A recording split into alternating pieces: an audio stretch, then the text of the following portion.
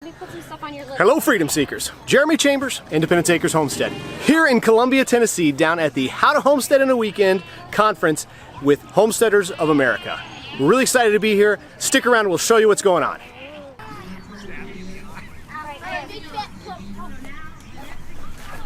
Gorgeous. Yeah, we're trying to slow it up here. Now they have the stanching. Yeah.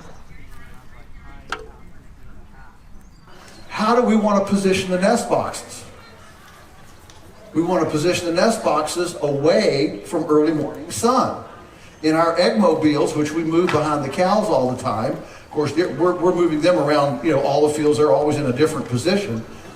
And so we actually see the birds. We've got nest boxes, all around it. And the birds actually use different nest boxes depending on the orientation of where the early morning sun comes in. The second it gets food, you'll notice it's getting up, it's running around, it's really happy, because all they need is a little nourishment. So that's what you might have to do. We've had to tube feed a baby several times before it actually took to the bottom nipple. So Don't give up on it. It's something that you might need to do several times. And you might need to also do that if you have to drench them, if they need maybe they had a super worm load or something, and you need to drench them with the ivermectin or something. Well, it's day 2 of the Homesteaders of America Learn How to Homestead in a Weekend conference here in Columbia, Tennessee. Yesterday was quite the whirlwind. We got a little bit of recording done during the day. There's a lot of big names here in the homesteading community. We've got Joel Salatin from Polyface Farms. Had an opportunity to chat with Daniel Salatin, his son, who started their meat rabbit program on the Polyface farm. And so here's the conversation I had with him yesterday, just a little snippet of it.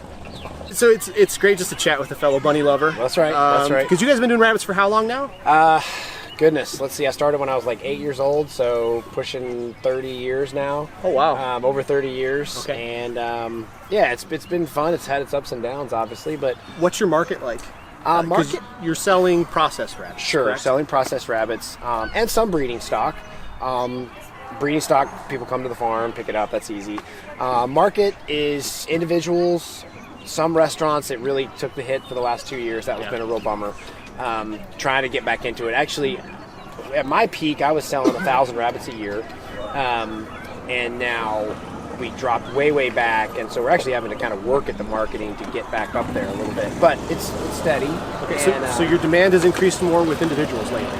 Mostly individuals, yeah. Restaurants have just been really trying to, in our area at least, have been trying to cut costs, simplify menu, no specials, just stuff. And so we've had some struggles there getting back into it, but they're getting better. I saw a sample actually went out this week, and some actual sales went out the week before. So it's starting back into it. But it has the shutdown of the restaurants definitely changed a lot of that easy market. It used to be, I just tell our restaurants that we had them, and whatever I was butchering were gone. That was easy. But now we have to work out a little bit harder.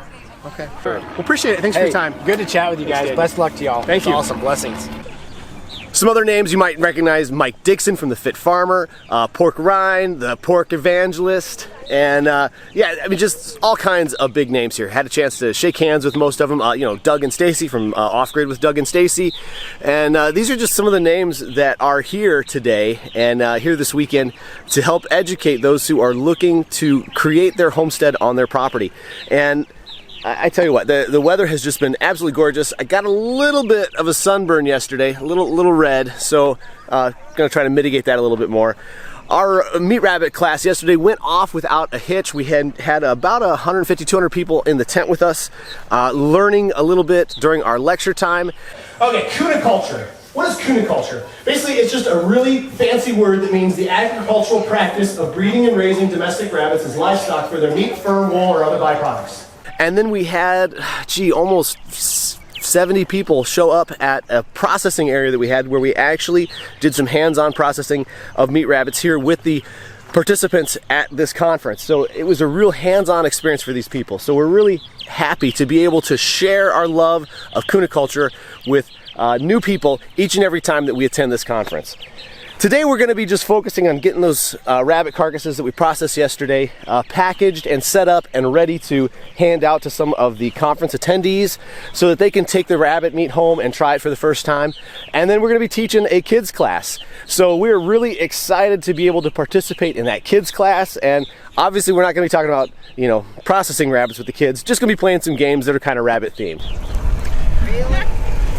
Well, it's been quite the second day here at the Homesteaders of America Conference in Columbia, Tennessee.